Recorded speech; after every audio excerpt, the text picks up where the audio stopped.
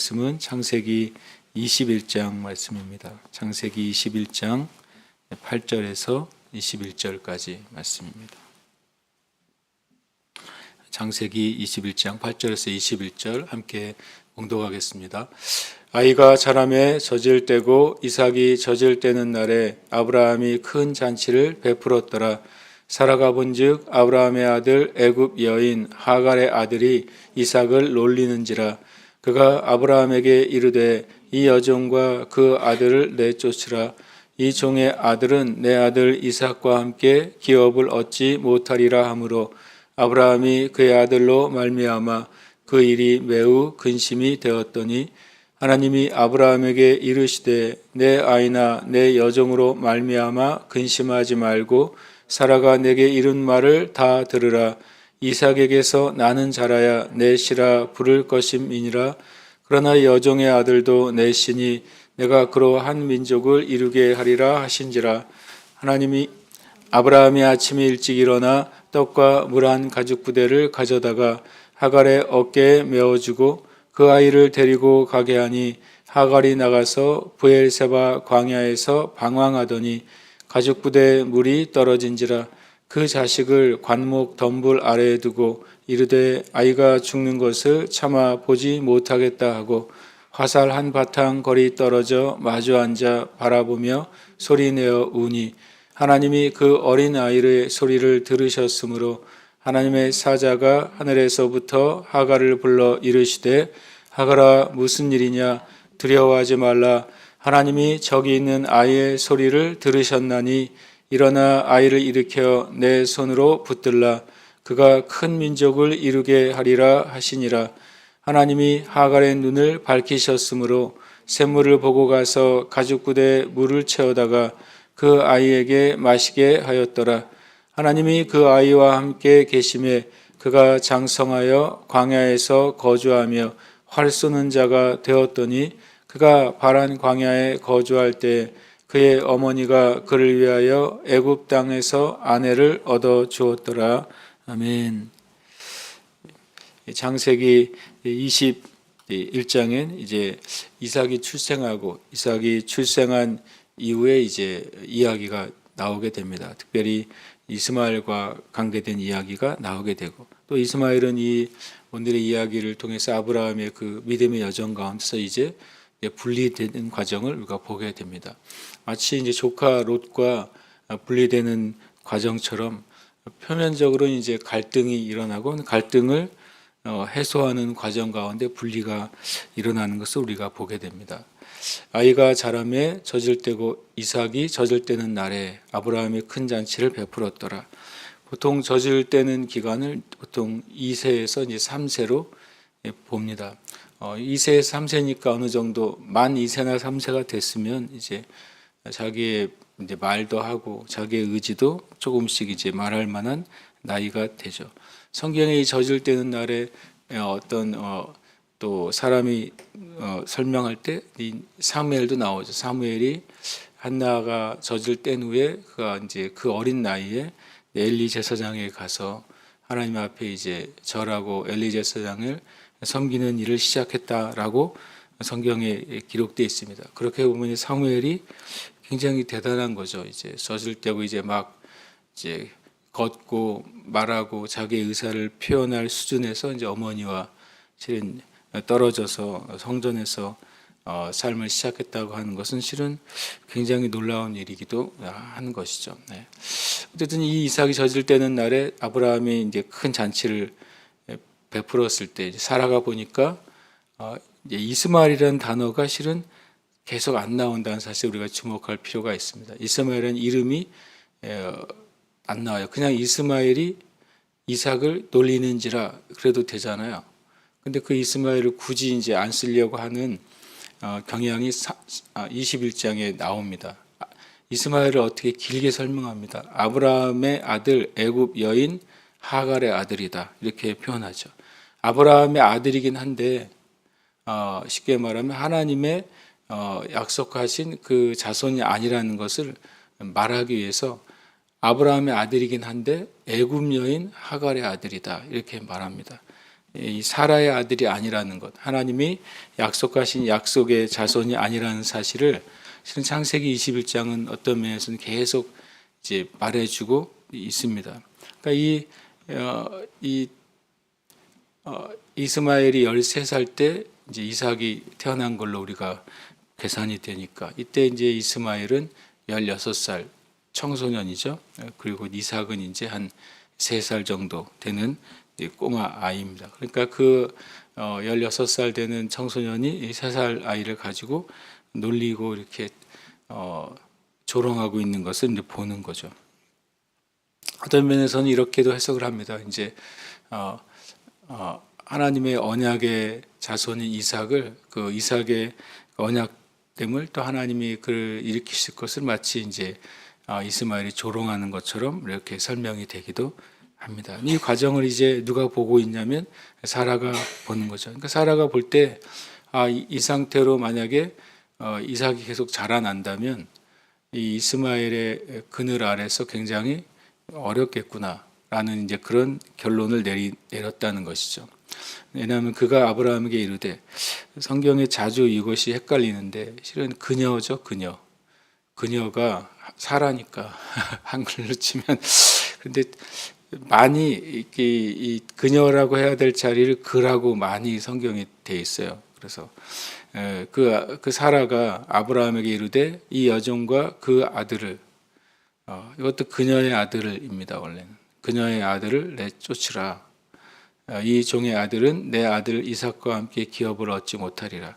누가 또 이걸 보면 굉장히 사라가 싸나운 여자다, 이렇게, 보통 여자가 아니고 정말 싸나운 여자고 사랑이 없다, 이렇게 평가하는 경우도 있습니다. 그런데 실은 알고 보면 이 사라가 한 이 말, 그 여종과 그 아들을 내쫓으라, 그 다음 편에 그 종의 아들은 내 아들 이삭과 함께 기업을 얻지 못하리라.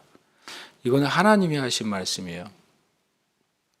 하나님이 하신 말씀을 실은 사라가 하고 있는 것입니다. 그리고 심지어는 이 사라가 한 말을 사도 바울도 그대로 인용합니다. 그러니까 우리가 이제 일반적으로 굉장히 인간미가 없어 보이는 말, 정이 없어 보이는 말, 굉장히 싸납고 그리고 다른 사람을 배려하지 않는 말 같은 문장인데, 사도 바울은 이것을 이렇게 인용합니다. 갈라디아서 4장 28절에 형제들아 너희는 이삭과 같이 약속의 자녀라. 그러나 그때 육체를 따라 난 자가 성령을 따라 난 자를 박해한 것 같이 이제도 그러하도다. 그러나 성경이 무엇을 말하느냐?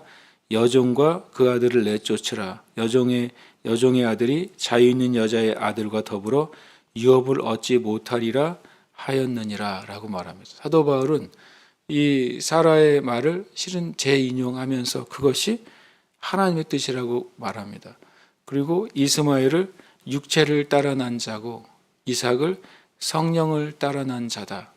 여기서는 놀렸다고 한 말을 사도 바울은 이 이스마엘이 성령으로 따라 난 자를 박해했다, 이렇게 표현합니다. 박해라는 단어를 이 사도 바울이 사용을 해요. 참 어떻게 보면 놀라운 표현이죠. 아브라함이 그의 아들로, 그녀의 아들이죠. 그녀의 아들로 말미암아 그 일이 매우 근심이 되었다라고 말합니다. 실은 오히려 아브라함이 굉장히 부정적인 단어로 쓰면 우유부단하고, 또 실은 긍정적인 단어를 쓰면 정이 많은 사람이죠. 아브라함도 이 사라가 한 말, 이 종의 아들은 이삭과 함께 기업을 얻을 수 없는 존재라는 사실을 아브라함은 압니다. 왜냐하면 하나님께서 그렇게 말씀하셨기 때문에. 첫 번째 이제 엘리에셀이 자기가 집에서 길리운 다메섹 사람 엘리에셀이 자기의 후사가 될 거라고 하나님께 말하잖아요. 근데 하나님이 아니라고, 너의 몸에서 날 자가 너의 후사가 될 거라고, 약속의 자손이 될 거라고 말씀하시죠. 어쨌든 이제 하갈을 통해 이스마엘을 낳았을 때 이스마엘은 어쨌든 자기 몸을 통해 낳았으니까 이제 후사가 될 거라고 하나님 앞에 말하죠, 아브라함이요. 그런데 하나님께서 아니라고 다시 말씀하시고, 너의 몸에서 날 자, 사라를 통해서 날 자가 그가 내가 너에게 약속한 그 약속의 자손이라고 분명히 하나님이 못을 박으셨잖아요. 그러니까 아브라함도 하나님의 명확한 뜻을 인생 가운데 알고 있어요. 그리고 사라도 알고 있고요. 그런데 그것을 사라가 이제 주장했을 때 아브라함은 인간적인 그 정리 때문에 그것을 곧장 받아들일 수가 없었습니다. 그런데 놀랍게도 하나님이 누구의 손을 들어주십니까? 사라의 손을 들어주신다는 겁니다. 그래서 성경을 우리가 볼 때 우리 사람 사이의 정, 그리고 하나님의 사랑, 그 사람 사이의 도리, 하나님의 진리, 이것이 참 때로는 우리가 그것을 온전히 받아들이거나 이해하기가 어려운 것처럼 보일 때가 있습니다. 그러나 분명히 하나님은 사라가 사랑이 없다고 말씀하시거나 그래도 이스마엘을 품으라고 말씀하시지 않습니다. 하나님이 아브라함에게 이르시되 내 아이나 내 여종으로 말미암아 근심하지 말고 사라가 너에게 이른 말을 다 들으라고 합니다. 이삭에게서 나는 자라야 내 씨라 부를 것입니다 라고 분명히 하나님이 말씀하시고, 그러나 여종의 아들도 내 씨니 내가 그로 한 민족을 이루게 하리라 하신지라. 무슬림들은 나중에 모리아산에서 아브라함이 하나님께 희생으로 바쳐드린 존재가 이삭이 아니라 이스마엘이라고 가르칩니다. 신기하죠. 이때 쫓겨났는데도 불구하고 그런 거짓이 무슬림들 코란에는 있는 것이죠. 그래서 이제 아브라함의 적통이 이스라엘이고 또 지금의 아랍인들이 바로 아브라함의 자손이라고 주장하는 겁니다. 그런 성경은 분명히 이때 이제 분리되는 것을 보여주고 있는 것이죠. 이때 분리되지 않았으면 그 거짓말이 더 확장하고 재해석됐을 거예요. 그러나 하나님은 이때 분리를 시키십니다. 아브라함이 아침에 일찍이 일어나 떡과 물 한 가죽 부대를 가져다가 하갈의 어깨에 메어주고 그 아이를 데리고 가게 합니다. 참 아브라함이 일생 가운데 아침에 일찍 일어났다는 표현이 여러 번 등장을 하는 것을 알 수 있습니다. 소돔과 고모라가 멸망당할 때도 그 온기가마처럼 구름이 솟아오를 때도 아브라함은 아침에 일찍 일어나 하나님과 만났던 그 장소에 갔다고 성경은 말해요. 그러니까 아브라함의 삶에 어떻게 보면 좋은 영적인 습관 중에 하나가 하루에 아침에 일찍 일어나 하나님을 만나고 묵상하는 삶이 아브라함에게 중요한 습관 중에 하나였구나. 그리고 또 이때도 아침에 일찍 일어납니다. 이후에 하나님께서 이삭을 바치라고 말씀하실 때에도 그가 아침에 일찍 일어납니다. 이것은 이제 하나님 말씀하셨을 때 즉시 순종하는 아브라함의 참 놀라운 영적인 모습을 우리가 보게 되는 거죠. 또 이때도 이제 아침에 일찍 일어나 밤새도록 고민하다가 하나님께서 말씀하셨을 때 행동하기 시작했다는 것입니다. 그리고 이때 이제 아브라함의 하갈과 16세쯤 된 청소년, 이때 이제 엘레드라는 아이라는 말을 옐레드라는 단어를 사용하는데 나중에 요셉이 아이였을 때라는 표현도 이 옐레드라는 단어를 사용합니다. 그러니까 아이라는 표현은 우리 기준으로 초등학생을 말하는 게 아니라 어떻게 보면 요즘의 기준으로 청소년을 말하는 단어를 사용하고 있는 거죠. 이 가죽 부대를 일반적으로 염소나 송아지의 그 가죽을 가지고 만드는 가죽 부대, 가죽 자루죠. 어디 보면 한 15리터, 20리터가 넘지 않는 양이 들어있다고 들어갈 수 있다고 말을 합니다. 그러니까 실은 15리터, 20리터는 무겁긴 하겠죠. 근데 그만큼만을 가지고 가서 부엘세바 광야에서 방황합니다. 남쪽으로 내려간 것이죠. 헤브론에서 더 남쪽 부엘세바로 내려가고 부엘세바에서 더 내려가서 이제 바라는 광야로 내려갑니다. 시나이 반도에 이제 가운데 있는 그런 광야이죠. 실은 그 지역에서 가장 큰 광야 지역으로 하갈이 가고 있습니다. 왜 그렇게 남쪽으로 내려갔을까요? 하갈이 예를 들어서 좀 더 비옥한 지역으로 가거나 다른 해변 쪽으로 가거나 그랬으면 조금 더 이제 삶에 있어서 여건이 있었겠지만 하갈은 어디 사람입니까? 애굽 여인이잖아요. 실은 애굽을 향해 가고 있는 것이죠. 애굽을 향해서 자기의 이제 인생이 다시 그쪽을 향해서 가고 있는데 길을 잃은 거죠. 나가서 이제 브엘세바 광야에서 방황합니다. 브엘세바는 물을 자연적인 상태에서 물을 얻기 어려운 곳, 땅을 파고 우물을 얻어야지 가능한 그런 광야 지대에서 실은 물을 찾지 못하고 있는 것입니다. 네, 가죽 부대에 물이 떨어졌고 이제 정말 힘이 소진해서 이대로 있다가는 광야 가운데 죽겠구나 하는 상황 가운데 이르게 됩니다. 그때 이제 하갈이 그 자식을 감목 덤불 아래에 두었다. 이제 기진맥진에서 쓰러졌다는 사실을 알 수 있죠. 그리고 아이가 죽는 것을 차마 못 보겠다 그러고 이제 한 걸음 떨어져서 화살 한 바탕 거리죠. 화살을 쏠 정도 거리에서 소리내어 웁니다. 실은 굉장히 처절한 장면이죠. 하갈의 입장에서는 종으로 원치 않는 히브리인의 종이 되고 거기서 이제 주인의 자녀를 낳았지만 오히려 실은 홀대를 당한 것이고 또 내쫓김을 당한 것이고 그리고 버림을 당한 것이고 죽음 앞에 내몰려 있는 것이죠. 신기하게도 이 하갈의 시련은 둘 다 광야였어요. 아이를 임신했을 때에도 실은 성경에 보면 이 사라의 학대로 말미암아 도망가다가 또 천사를 만난 것도 이 광야이고 이제는 그 장성한 아들이 죽음에 이르게 된 것도 광야인 것이죠. 그러니까 이 하갈에게는 이 광야는 참 인생 가운데 가장 어려운 시기를 보냈던 곳들이 되는 것입니다. 그때 이제 죽음 앞에 마주 앉아 있을 때 하나님이 임하시죠. 하나님이 그 어린아이의 소리를 들으셨으므로 여기서도 이스마엘의 이름이 안 나와요. 계속 다른 표현으로 이스마엘을 표현합니다. 그 어린아이라고 말하고 있습니다. 심지어 하나님의 사자도 이스마엘의 이름을 안 부르는 것으로 나옵니다. 하나님의 사자가 하늘에서부터 하갈을 불러 이르되 하갈아 무슨 일이냐. 하갈을 이스마엘의 어머니라고 칭할 수도 있는 표현이잖아요. 그런데 이스마엘 이름이 안 나오고 하갈은 부릅니다. 저기 있는 아이라고 표현합니다. 그 18절에도 일어나 아이를 일으키라 붙들라라고 말합니다. 근데 실은 이 성경이 참 독특한데 한글 성경으로는 이스마엘이 안 나오는데 히브리어는 여기 이스마엘이 나와요. 어디 나오냐면 들으셨으므로.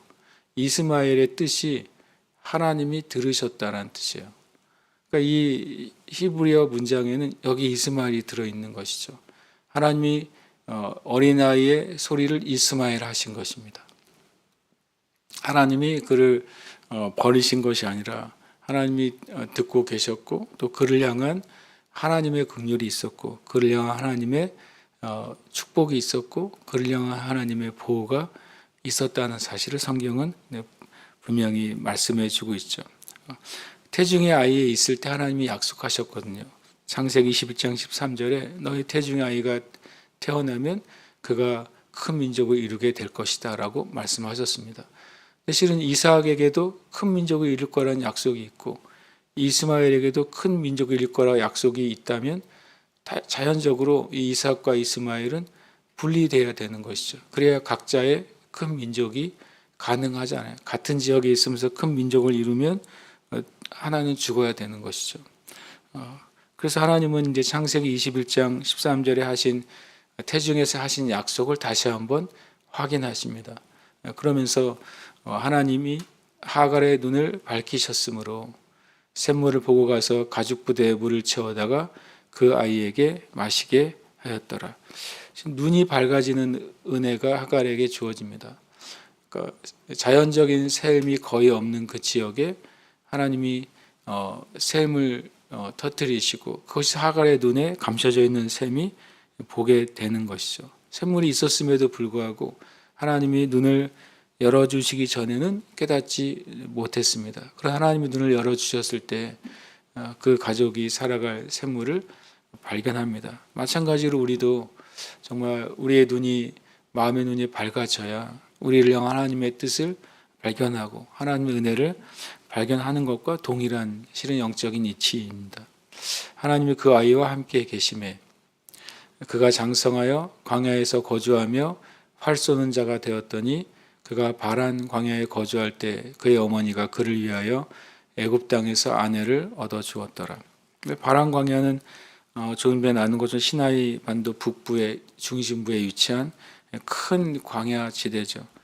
대부분 석회암으로 이루어진 장소고, 이 모세가 바란 광야에 대해서 한 말이 있습니다.